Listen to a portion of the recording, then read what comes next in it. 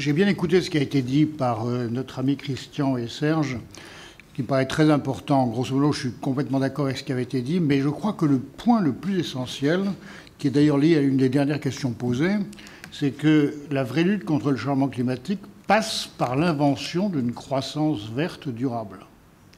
Et ça veut dire quoi? Ça veut dire que pour sortir de la crise de l'heure actuelle, il faut qu'on invente une nouvelle croissance. Et donc la nouvelle croissance doit correspondre aux objectifs du développement durable. C'est un énorme défi dont vous serez les premiers participants. C'est un défi qui n'est pas facile aujourd'hui, vous venez de le dire, parce que dans le fond, dans la période économique et financière à laquelle nous sommes, taxe carbone, politiquement, ce n'est pas soutenable. On l'a raté il y a 1 an et demi ou 2 ans. Aujourd'hui, plus personne ne la demande parce que ce n'est pas soutenable. Vous avez vu l'affaire sur les avions de la taxe carbone. Et puis, par ailleurs, les prix de l'énergie sont anormalement bas. Et les élever à leur niveau économique, ce n'est pas non plus soutenable politiquement. Donc, cette croissance nouvelle, elle est bloquée par un certain nombre d'éléments qui la retardent. Alors, votre demande... Énergie 2050 est un peu contradictoire par rapport...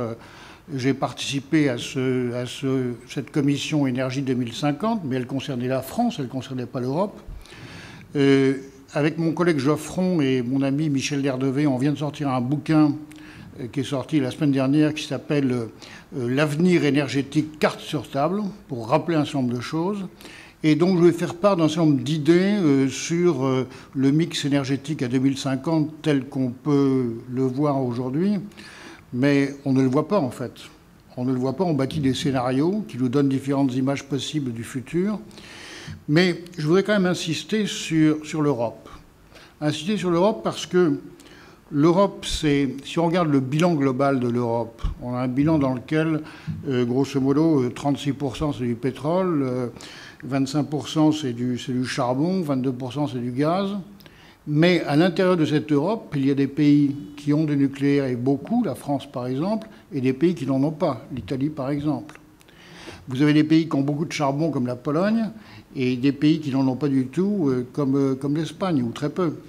Donc on a une espèce de patchwork européen, avec des bilans énergétiques très différents d'un pays à un autre. Alors on peut dire... Eh bien oui, laissons les différences et voilà. Ce que je crois fondamentalement, c'est que ces différences sont en fait une force pour l'Europe. Parce que ces différenciations devraient nous permettre de faire jouer au maximum les complémentarités qui existent entre ces différents pays européens qui ont des bilans énergétiques différents. Autrement dit, en étant un peu rapide, ne pas dire le nucléaire français, c'est 75% de la consommation d'électricité française, mais 15 ou 20% de la consommation européenne, avec un nucléaire français en base qui fonctionne toute l'année et qui exporte vers les pays voisins. Cette Europe patchwork, qu'est-ce qui la différencie par rapport à d'autres zones du monde? C'est qu'elle est interconnectée. Elle est interconnectée en électricité et elle est interconnectée en gaz. Elle est interconnectée en électricité par un réseau basse tension 220 volts 50 Hz.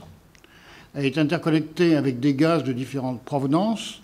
Et ça, c'est une force fantastique parce que ces interconnexions permettent justement de faire jouer au maximum, plus que maintenant, les complémentarités. Donc, cette Europe, on n'a pas de politique énergétique européenne. Mais ce que je dis souvent, c'est qu'on a une vision énergétique commune du futur. Ce sont les 3-20 pour 2020.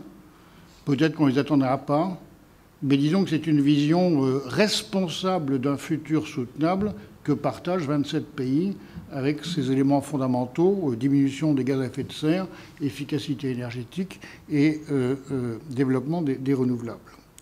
Donc, nous avons là des atouts formidables, et que le paquet énergie-climat avec ces 3-20 a déclenché ce que j'appelle souvent une nouvelle dynamique institutionnelle en Europe, avec le jeu très important des gestionnaires de réseaux, aussi bien de réseaux d'électricité que de réseaux de transport de gaz. Ils se réunissent dans des organismes qui s'appellent l'ENSO, ENSO électricité, ENSO gaz, et ils travaillent, je dirais, en permanence pour voir comment on peut développer, d'abord standardiser, meilleure communication, meilleure coopération, meilleur échange d'informations, On a déjà à Bruxelles non pas un dispatching électrique, mais un endroit où un groupe de personnes, des transporteurs, regardent en temps réel ce que sont les interconnexions, quelle congestion il peut y avoir, qui peuvent téléphoner aux différents réseaux. Attention, il y a un problème qui arrive, là, etc. Réagissez. Et ça, c'est déjà un progrès fantastique. Et nos amis du RTE, qui est donc le réseau de transport d'électricité, nous disent que la fameuse panne de 2006, en 2006, il y avait un bateau norvégien qui était en Allemagne et qui voulait rejoindre la mer du Nord. Et pour rejoindre la mer du Nord, il fallait couper une ligne à haute tension pendant quelques heures, ce qu'a fait l'opérateur du coin. Et cette coupure de la ligne a entraîné un effet domino dans toute l'Europe, depuis Athènes jusqu'à Gibraltar. La liaison avec le Maroc a été coupée. Et donc des délestages dans toute l'Europe, qui fait des millions de consommateurs, ont été privés d'électricité pendant quelques heures. Ça n'a pas duré longtemps. Mais ce que nous disent le RTE, c'est que maintenant, une telle affaire ne pourrait plus se reproduire. Ce qui veut dire que des progrès extraordinaires de coordination ont été faits, de coopération entre les réseaux, et qu'on voit bien que ça va dans le sens d'une meilleure solidarité européenne et aussi d'une meilleure complémentarité.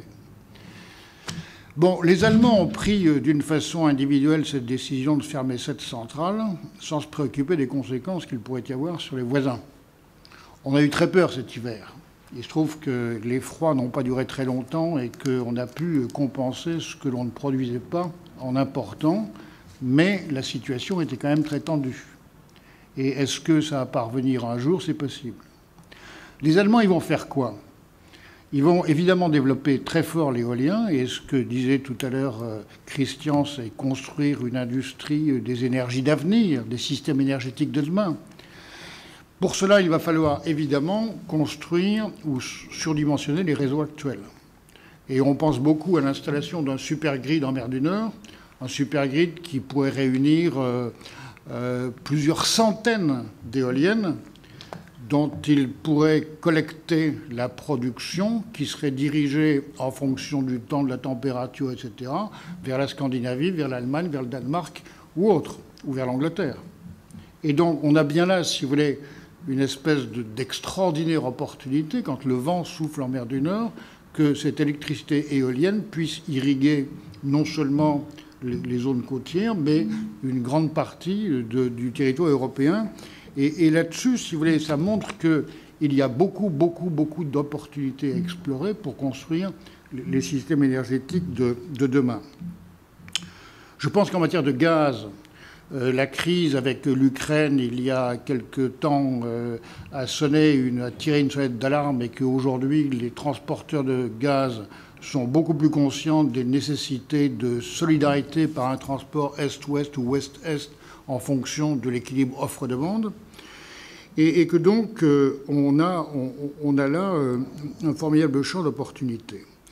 Alors, ces différents pays européens, et je voudrais peut-être venir sur le cas de la France, quand on mène des politiques énergétiques, bien sûr, on est pris dans cette vision européenne, ce qui me paraît une très bonne chose, et puis on a des priorités nationales, pas de nucléaire, du nucléaire, etc. Mais je pense qu'aujourd'hui, les priorités majeures d'une politique énergétique responsable, c'est 1, efficacité énergétique. Christian et Serge ont parlé du Grenelle de l'environnement, qui a été une formidable innovation en France. Innovation à la fois technologique, comportementale et démocratique. C'est à ma connaissance l'une des premières fois où l'on a la gauche et la droite qui se mettent d'accord sur l'orientation de la construction des systèmes du futur. Ça, c'est immense comme chose. Et qu'effectivement, Serge l'a bien dit, maintenant le Grenelle nous a fait devenir un pays qui compte dans l'établissement d'une vision énergétique du futur. Et que ce Grenelle de l'environnement, si on va jusqu'au bout, si on arrive à le financer, c'est évidemment des tas d'opportunités, de jobs, de services, de création d'emplois durables, non localisables, dans la construction des systèmes énergétiques du futur. Donc, efficacité. Et dans l'efficacité, il y a évidemment, et on en a parlé en cours, la Demand Side Management, c'est le management de la demande, sachant qu'on a toujours des problèmes de pic. En France, on est particulièrement fragile, et quand vous avez un pic de demande, il y a deux solutions. La solution traditionnelle utilisée par EDF historiquement, c'est d'appeler une centrale en plus. Il y a une autre solution qui est de baisser la demande pour essayer de limiter la pointe et donc de limiter à la fois les importations et les émissions de gaz à effet de serre. Et qu'en tant qu'économiste, j'aurais tendance à dire qu'un effacement de la demande de pointe devrait non seulement être payé à son coût d'opportunité, mais recevoir une prime dans la mesure où elle entraîne automatiquement des diminutions d'émissions de gaz à effet de serre. Si on avait un prix du carbone, ça pourrait être internalisé. Dans les priorités, je mets aussi d'une façon fondamentale la diversité. Il n'y a pas de système optimal. Souvent, les gens disent quel est le mix optimal. Il n'y a pas de mix optimal, ça dépend d'un pays à un autre et ça dépend de l'innovation. Et je pense que dans la diversité, c'est les diversités de technologies, c'est les diversités d'énergie primaire. On a besoin de toutes les sources d'énergie à notre disposition. C'est aussi une diversité dans les modes d'organisation des réseaux, des systèmes et de la production, consommation d'énergie. Encore deux choses, pour ne pas être trop long. Une chose sur le nucléaire. Depuis Fukushima, on a beaucoup réfléchi ici à Dauphine et avec les économistes, et on arrive à une position qui est relativement claire, logique et pragmatique. Pour nous, une centrale nucléaire qui marche en respectant toutes les règles de sécurité, on ne la ferme pas. C'est une aberration économique, c'est de la destruction de valeur et de la destruction d'emplois. Si on ferme Fessenheim, ça implique d'abord destruction de valeur, la centrale elle-même, et ensuite, il faut bien mettre à la place de Fessenheim des moyens de production qui permettent que le système ne s'effondre pas. Donc il y a un coût qui, à mon avis, est mal évalué. Donc ça, c'est un premier point. Ensuite, il y a 3 cas de figure. Ou bien l'autorité de sûreté, et en France, nous avons la chance d'avoir une autorité qui est compétente, indépendante et transparente, ou bien l'autorité dit on ferme, on ferme. Ou bien l'autorité dit on continue, on continue. Ou bien l'autorité dit vous pouvez continuer 5 ans à condition d'investir 200 millions d'euros. Ça, c'est un problème de l'opérateur, EDF ou un autre, qui est de savoir si l'investissement vaut la peine.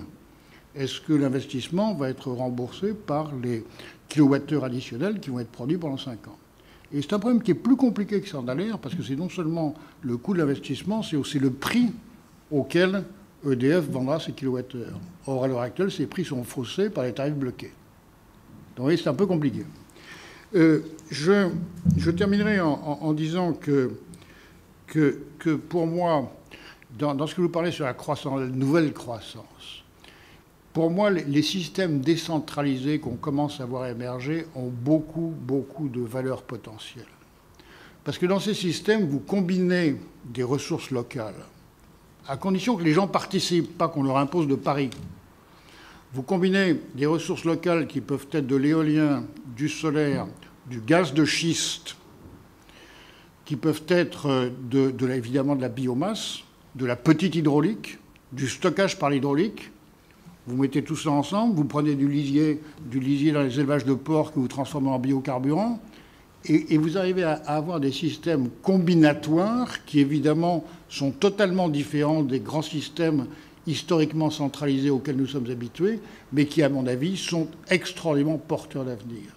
Et là-dedans, je termine là-dessus, je rebondis sur ce qui a été dit par Christian, c'est que là-dedans, il y a l'innovation technologique, il y a l'innovation organisationnelle, il y a l'innovation humaine, au sens ressources humaines et implication des gens, et entrepreneuriat. Et ça me paraît donc formidable. Donc, vous avez raison, vous avez un chantier absolument extraordinaire dans les années qui viennent, et c'est à vous de relever tous ces défis. Je suis sûr que vous le ferez. Merci Jean-Marie.